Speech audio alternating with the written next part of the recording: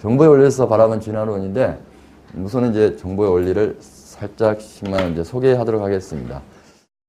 자, 핵심 뭐냐면 먼저, 자, 네모칸이 뭔지를 아시겠죠? 뭡니까? 예, 이게 이제 정보라는 개념입니다. 인간과 인간 사이에 전달되는 일체의 기호, 문자 계열. 이런 프린트에 도입이 있습니다. 거기 한번 네 가지 네모가 있는데요.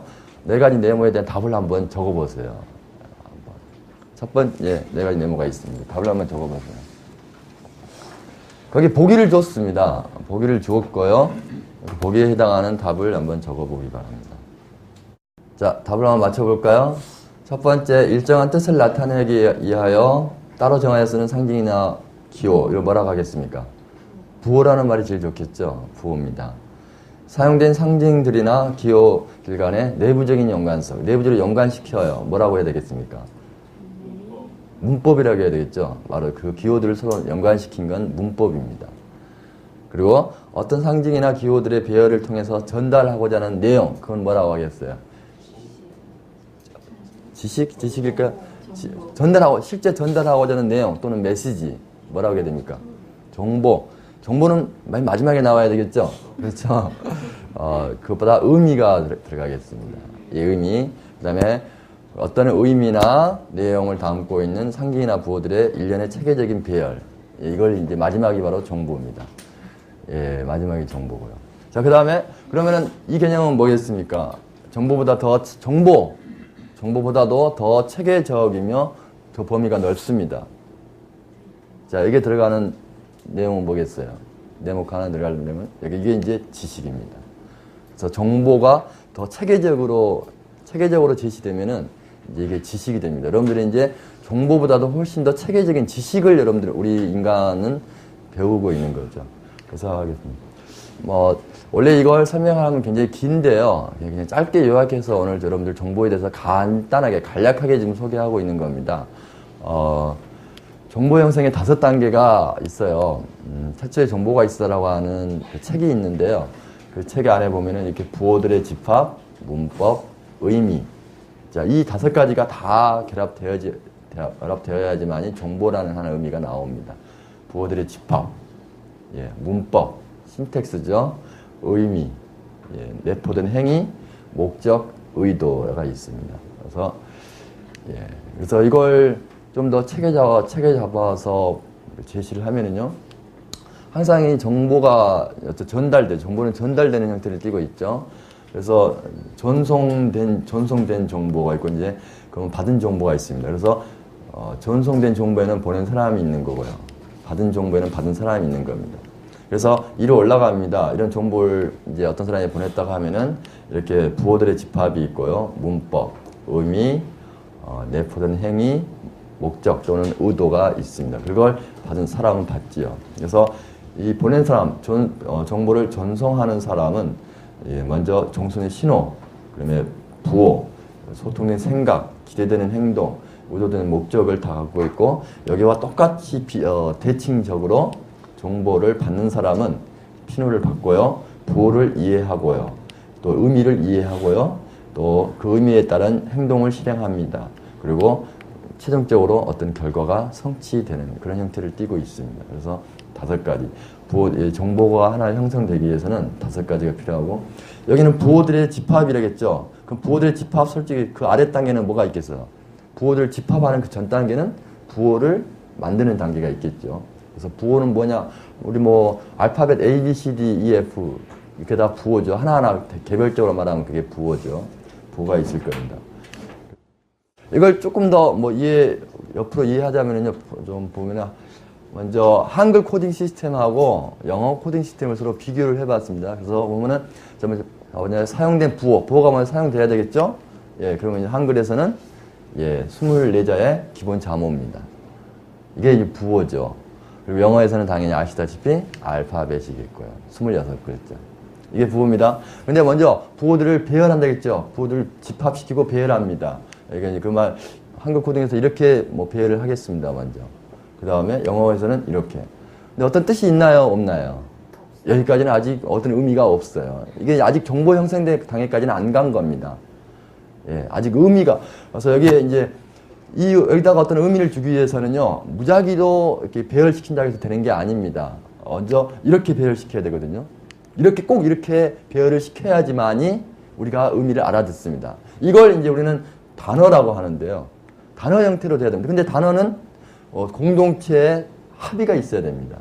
그래서 이미 단어 정도까지 왔다면은요, 엄청난 지적 활동이 있어서, 솔직히 말하면은, 한글을 만드신 세종대왕님께서 이 한글 기본 자모, 이거 만드는데 얼마나 고민하시는지 아시죠? 지적 작용이 있었던 겁니다. 그 다음에 지적 작용이 있었는데, 그냥 아무렇게나 배열하면 안 되고, 근데 여기에 어떤 의미를 들어간 어떤 배열을 만들기 위해서 이렇게 사랑, 나, 너, 우리 이렇게 만든 겁니다. 이건 단어입니다. 여기에도 굉장한 토론을 거쳐서 몇 가지 의미들을 만들었겠죠. 야, 이건 우리 사랑이라고 하자. 이렇게 썼거든요. 실제로 보면 어떻게 보면은, 시옷과 아와, 릴과 아와, 이응, 이것들을 서로 연결시킨 건데, 그 배열을 그냥 옆으로도 했고요. 이쪽 아래로도 이렇게 하고, 이렇게 그냥 어떻게 배열을 한 겁니다. 짜집게 한 거죠. 근데 여기에다가 어떤 의미를 줍니다. 사랑이라고 하면, 자, 이건 사랑이라고 읽고, 여기에다가는 어떤 사랑이라는, 우리 서로 사랑한다는 말, 그런 의미를 여기다가 넣자. 그러니까 이 사랑이라는 글씨와 그 안에 들어가 있는 실제 사랑하는 그 조화함, 사랑함, 그런 의미는요, 별개의 것이죠. 맞죠? 예, 글씨와 의미는 별개일 겁니다. 부호들의 배열과 의미는 별개입니다. 나, 너, 예, 부호들의 배열, 그리고 이제 의미를 여기다 넣은 거죠. 그리고 여기까지 이제 의미를 넣었습니다.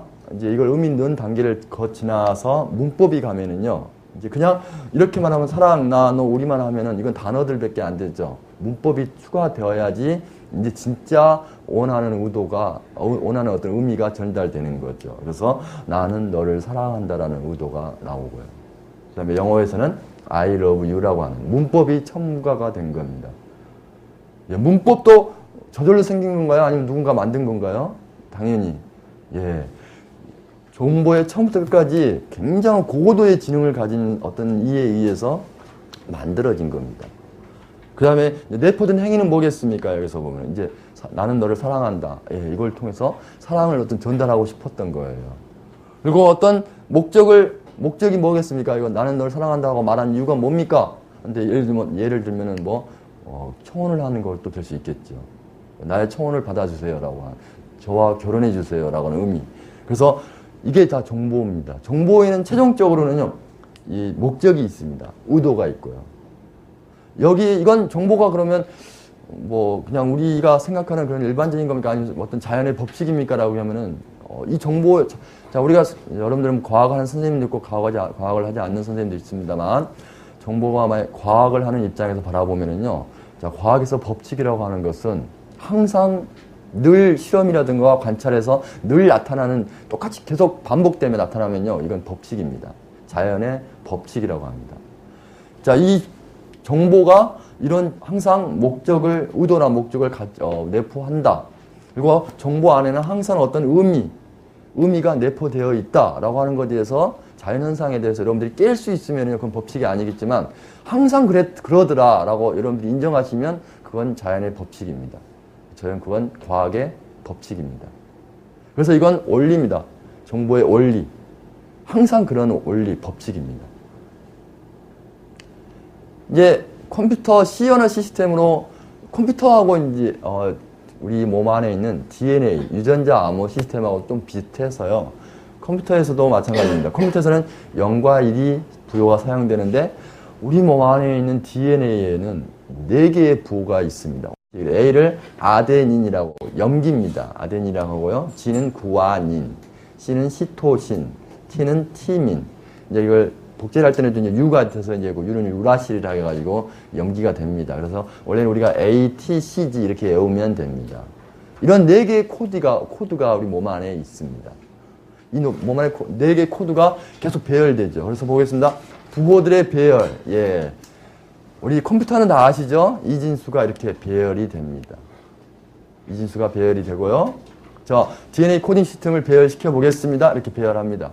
자, 이건 지금 현재는 의미가 있다고 볼 수는 없습니다. 있는지 없는지 모릅니다. 아마 있을 수도 있습니다만은, 예. 이게 만약에 의미가 있어지려면은 이제, 어떤 코드표가 있어야 된답니다. 코드표가. 그래서 부호들의 배열로 이제 새로운 부호들을 형성하죠. 알파벳이나 부호를 형성하고, 이거 빼면 돼. 그래서 실제로 이제 이건 의미가 없고요. 이제 이렇게 의미가 있습니다. 이걸 이제 아스키 코드표라고 합니다. 그래서요, 의미를 줍니다. 자, 여기서 01, 000001이라고 이렇게 연결되면은요, 우리는 그때부터 이걸 A라는 부호로 약속하자. 공동체의 합의, 공동체의 약속이 이제 있는 겁니다. 그 다음에 01, 000010으로 가면은, 이것은 B라고 하자. 라고 하는 아스키 코드표를 이제 과학자들이 만들었습니다. 이게 아스키 코드표. 이진수의 코드표입니다. 이거에 따라서 이제 그래서 컴퓨터에는 모든 게 이런 숫자로만 갑니다. 실제 내부에는요. 그렇죠.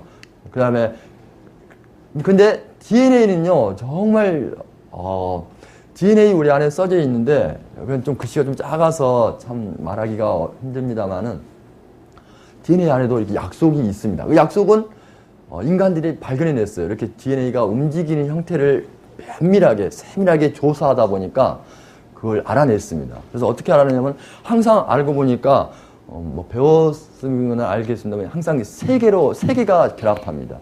그래서 TCAG, ACTG가 있는데 그 중에서 그 세 개가 항상 조합을 합니다. 세 개가. 그래서 만약에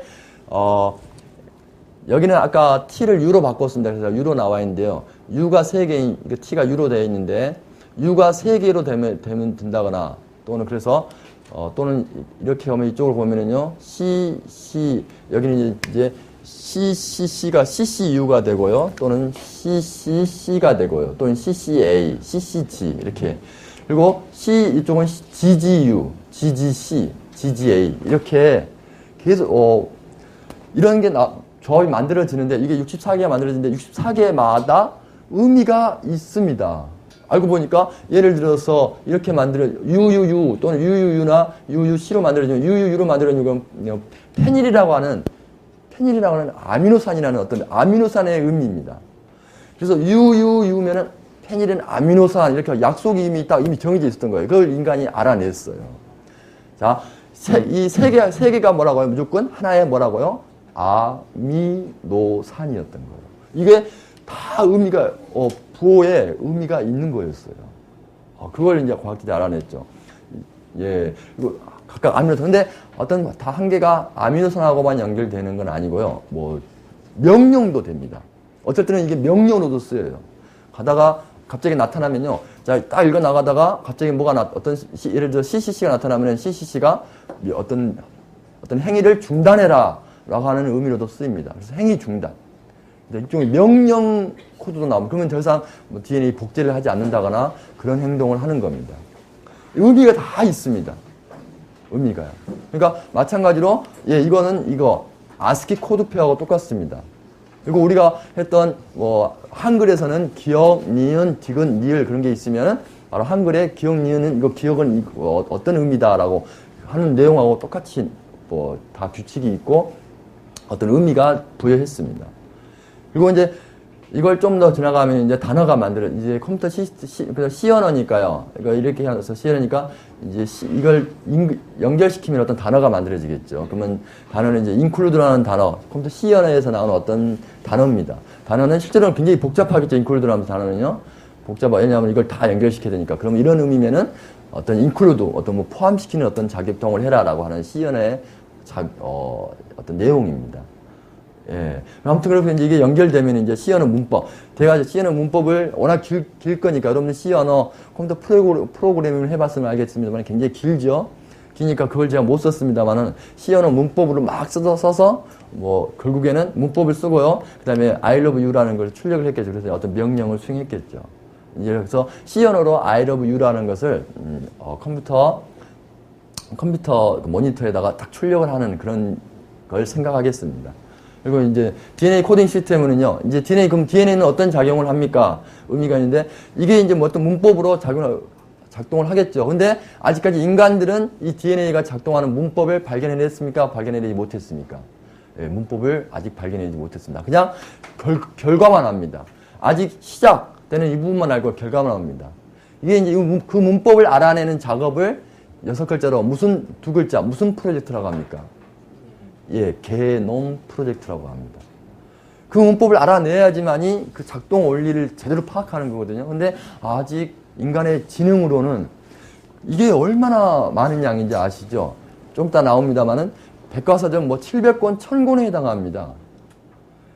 그게 이제 46개고, 그리고 염색체 하나를요, 하나를 보면은 그게 백과사전 20권에 해당합니다. 그게 그 엄청난 양이 써져 있어요. 그러니까 어떻게 써져 있냐면은 이게 이런 식으로 A, U, U, U, U, A, U, G, G, C, C, C, C, C, C, A, C, C, C, C, A, C, C 막 글씨 쓰면은요, 염색체 하나에 그런 글씨를 썼거든요. 썼더니 염색책 하나에 자그마치 백과사전 20권에 해당하는 글씨가 써지는 겁니다.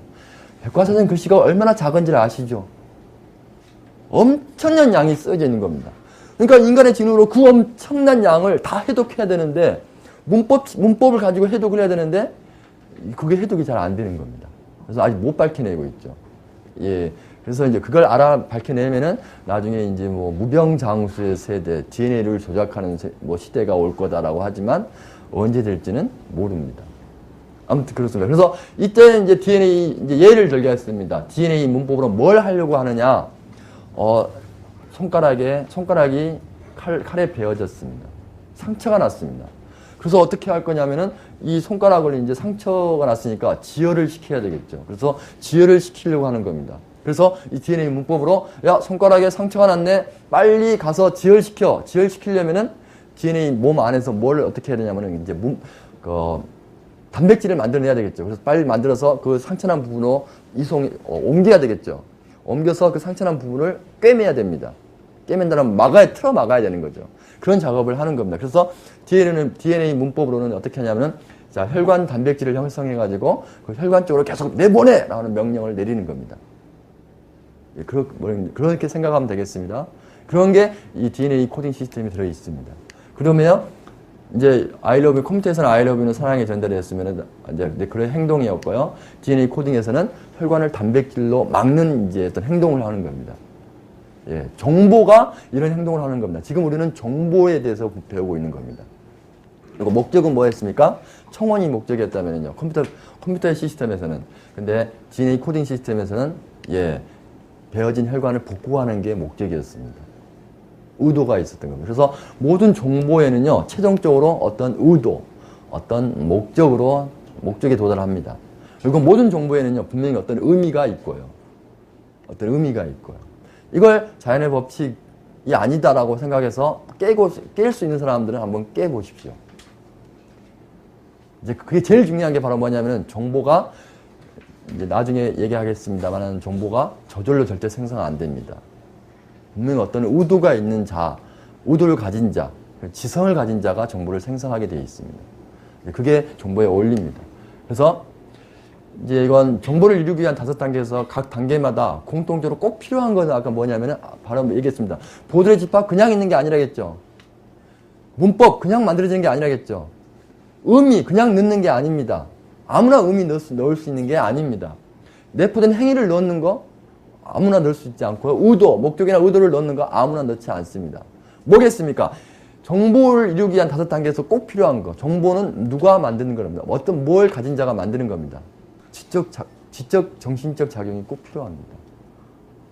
예. 자, 하나가 있습니다. 정보의 이제 핵심 원리입니다. 첫 번째, 정보의 기본량은 비물질적입니다. 정보는 비물질적이죠. 그래서 비물질적이라면 일종의 정신적인 겁니다. 정보는 정신적인 실체입니다. 물질적 과정으로 정보가 형성되지 않습니다. 예, 정보는 그래서 비물질적인 실체, 정신적 실체, 그래서 기본량이라고 합니다. 그래서 물질과 에너지와 정보가 있고요. 그래서 이 사람 창조 과학자 중에 한 분이신데요, 제럴드 슈레더 박사님. 미국에서 핵물리학을 하셨고요. 저서가 많습니다. 신의 숨겨진 얼굴부터 시작해서 여러 가지 척질 저서가 많습니다. 근데 이분이 이제 우리나라에 와서 하시는 말씀이 이겁니다. 태초에 하나님 물질을 창조하셨다. 에너지도 창조하셨다. 그 전에 뭐가 있었다라고 얘기하셨습니다. 뭐가 있었다고 얘기하셨을까요? 예, 정보가 있었다. 그래서 우주를 있게 한 건 정보다. 이렇게 말씀을. 그래서 이분도 정보의 중요성에 대해서 알고 계신 겁니다. 물질과 에너지와 함께 정보라는 개념을 얘기하신 겁니다. 두 번째, 정보의 핵심 원리입니다. 항상 정보는요, 의도적이고요. 그 다음에 어떤 목적이 있는 목적적입니다. 의도와 목적이 항상 같이 갑니다. 이게 정보의 핵심 원리 두 번째입니다. 정보를 보내는 자는 수신자를 향해서 어떤 의도와 목적이 항상 있습니다. 정보의 자로 항상 의지와 관계가 있고요. 모든 정보는 의지, 정신, 예, 관계가 있습니다. 세 번째, 정보의 핵심 원리입니다. 네모칸 두 개 뭐가 쓰일까요? 혹시 프린트에 있을 수 있겠네요. 있죠, 프린트에. 네. 예. 누군가 보냈고 누군가 받습니다. 이 정보의 핵심 원리입니다.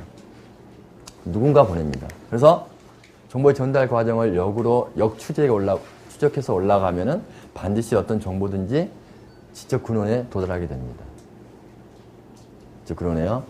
예.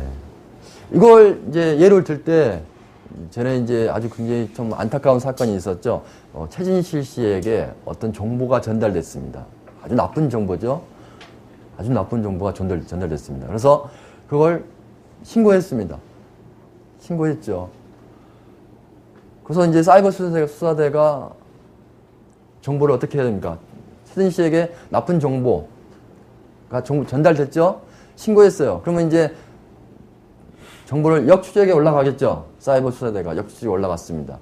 먼저 최초에 최진 씨가 정보를 습득한 그 위치에 역으로 추적에 올라갔죠. 그럼 또 역으로 추적 올라갔습니다. 또 올라가고 계속 올라갑니다. 항상 정보를 역으로 추적에 올라가면은 어떤 사람에게 도달하죠? 정보를 보낸 자는 항상 뭘 가진 자입니까? 지능을 가진 자, 지성을 가진 자에게 도달하죠. 만약에 이게 법칙이 아니었으면은 사이버 수사대가 그 범인을 못 잡아냈겠죠. 증권가에 있는 어떤 백모 씨라고 하는 사람이 드디어 이제 범인으로 나왔죠. 역추적으로 해서 올라가니까. 예, 정보는 누군가 보냈고 누군가 받는다라는 것은 분명한 법칙입니다. 자연의 법칙. 이건 거스를 수가 없죠. 여기에 대해서 만약에 이의를 제기하신 분이 만약에 여기에 계시다면은 그분은 노벨 물리학상감입니다. 바로 드리겠습니다. 저는 노벨 물리학상을 줄 수 있는 위치는 있지 않고요. 대신 돈 10만 달러를 드리겠습니다. 뭐 그 정도면 되잖아요. 그렇죠? 제 거 있는 거 뭐 제 월급 계좌 뭐 압류에 가세요. 예, 압류에 가신 분입니다. 정보의 핵심 원리 네 번째입니다. 자, 이게 이제 여러분들은 이제 아마 프린트에 없을 수도 있어요. 있나요, 없나요? 없죠. 아, 예. 좋습니다. 야, 퀴즈를 하시면 아주 좋겠습니다. 정보의 핵심 원리 네 번째입니다. 얘가 고립된 개가 좀 말이 이상합니다만, 고립된 개, 여기서 말하는 고립된 개는요, 그 안에, 지능을 가진 자가 없는 때를 얘기하는 고립된 개입니다. 일반적인 물리학에서 말하는, 화학에서 말하는 고립된 개가 아니라요, 물리와 화학에서 말하는 고립된 개는 에너지의 출입이 없을 때를 얘기합니다. 에너지의 출입이 없을 때를 얘기하는데, 여기에서는 고립된 개는 그 안에 지능을 가진 자가 없을 때를 얘기하겠습니다. 고립된 개에서 정보의 합은 항상 일정하게 보존된다. 무슨 법칙이라고 하겠습니까? 자, 다 아시죠? 예. 자, 이거하고 힌트를 좀 주자면 맨 말에, 이거 뭡니까? 에너지 보존 법칙하고 똑같은 거죠. 그렇죠. 뭡니까? 정보량 보존 법칙. 아, 이게 왜 나와버리지? 안 나와야 되는데. 근데 동시에 놀졌나, 이게. 아, 정말 안타깝군요. 예, 정보량 보존 법칙입니다. 정보량은요, 보존됩니다. 에너지의 양이 항상 보존되듯이 정보의 양이 보존됩니다. 이걸 정보량 보존 법칙을 깰 수 있는 분이 계시면은요, 또 10만 달러, 이거 또 드리겠습니다. 정보의 보존 법칙을 깨는 분이 계시면 10만 달러 드립니다.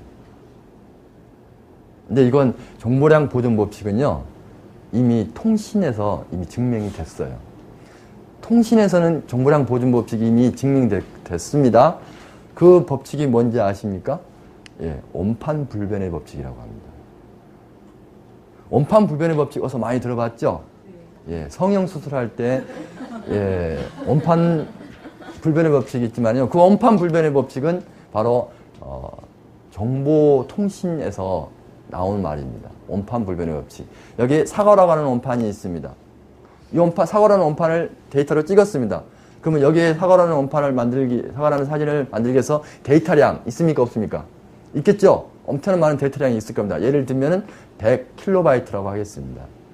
그렇죠? 이게 원판의 정보량입니다. 복사를 했습니다. 또는 이걸 카피를 했습니다. 100kB 이상, 원판의 정보가 늘어날까요? 안 늘어날까요? 아까 사과의 원판이 100kB였습니다. 이걸 복사를 하게 되면은 원판보다 화질이 좋아질까요? 떨어질까요? 무조건. 예, 100% 떨어집니다. 정보통신에서는 기정사실입니다. 정보량 원판 불변의 법칙은요, 기정사실. 만약에 정보량이 더 늘어나 버리면요, 아주 큰일 날 일이 생긴답니다. 이건 절대 안 일어난답니다. 한 번도 그런 적도 없고요. 그러니까 저절로 정보량이 자연적으로 증가하는 경우는 한 번도 없습니다. 정보통신에서 필수 법칙입니다. 원판 불변의 법칙, 정보량 보존의 법칙. 뭐 뒤에 10만큼의 정보를 받았다. 여기에서 10 이상의 정보량을 끄집어낼 수 있는가? 예, 정보통신에서는 불가능합니다. 예, 더 길게 얘기하지 않겠습니다. 예, 이거. 근데 사고는 생각, 예. 그거는 정보가 아니에요. 사람의 생각. 사고 자체는 정보가 아닌데 사고로 표현된 정보. 사고를 내가 사랑했으면 아까 사랑이라고 표현을 했지 않습니까? 그 사랑이라는 정보가 있지 않습니까? 자, 그럼 사랑이라는 정보를 부호를 통해서 내가 표현했잖아요. 그러면 그게 정보가 있는 거 아닙니까? 그 정보. 근데 그 사랑이라는 정보가 있고 내가 근데 사랑, 뭐 좋아함 또는 뭐 별별 몇 개 단어를 썼습니다. 한 5개 단어를 썼습니다. 그 5개 정보가 있습니다. 그렇죠? 5개 정보가 있는 겁니다. 근데 여기서 5개 정보에서 이 정보가 저절로 스스로 저희가 알아서 나는 너를 사랑한다라는 정보를 딱 줬는데 이게 그게 스스로 알아서 바뀌어서 나는 너를 사랑한다는 정보에서 바뀌어서 어떻게 되냐면 나는 너를 사랑하는데 그러나 결혼하고 싶지 않다. 뒤에 정보가 붙을 수 있습니까? 알아서 안 붙죠? 예, 저절로 안 붙습니다. 나는 근데 너 결혼하고 싶지 않다라는 뒤에 정보가 붙으려면은 또 뭐가 개입해야 됩니까? 지능이 개입해야 되는 겁니다. 절대 그 안에서 정보는 안 변합니다. 그래서 이렇게 해서 정보를 줬어요. 나는 너를 사랑한다. 그런데 전달하면서 만약에 우리 정보를 전달하는 역할을 했을 때 그 정보가 항상 어떻게 됩니까? 우리 그런 게임 많이 해보시죠? 여기서부터 계속 정보가 전달되면은 더 늘어나는 것 같이 보이지만 실제 온 정보는 어떻게 됩니까? 계속해서 손실되는 형태를 띠죠. 단지 어떻게 됩니까? 온 정보는 계속 손실되는데 이상하게 쓸데없는 정보가 계속 첨가되죠. 그 정보는 뭡니까? 일종의 뭡니까? 온 정보하고 전혀 별개의 정보잖아요. 한마디로 말하면 이게 노이즈라고 하는 겁니다. 정보에서도 마찬가지죠. 이렇게 실제 여기 원본 정보가 있거든요. 100이라는 정보가 있는데 실제 이걸 어떻게 다르게 하면은 200이라는 정보량이 될 수 있어요. 근데 실제 200이라는 정보에는 뭐가 들어가는 겁니까? 쓰잘데기 없는 정보가 들어가는 겁니다. 노이즈가 들어가는 겁니다. 노이즈는 원본 이미지를 더 흐릿하게 만들죠. 그래서 실제 정보가 제대로 안 가는 거죠. 그래서 이게 사과가 그렇게 됩니다. 사과가 어떻게 됐어요? 뚜렷합니까? 뚜렷하지 않습니까? 뚜렷하지 않게 되는 거죠. 노이즈가 들어가서 그래요. 노이즈가. 그래서 여기서 어떤 정보를 전달시킵니다. 맨 끝에 가서 한번 해보면 재밌죠. 그렇죠? 맨 끝에 가서 별 이상한 말들이 나올 겁니다. 온 정보가 전부 손실됐고요. 그냥 거기에 쓸데없는 노이즈라는 정보, 노이즈, 소음이라고 합니다. 노이즈가 들어간 겁니다. 예, 그런 의미입니다. 정보량은 절대 저절로 형성되지 않는다는 거. 예, 여기까지 말하고 이제 1차 강의가 끝나고요. 그 다음에 이제, 지금 우리가 이론적인 내용을 하다 보니까는 좀 지루한 많이 있었죠. 이걸 우리 실제적으로 이제 생명의 기원과 같이 연결시켜 보도록 하겠습니다.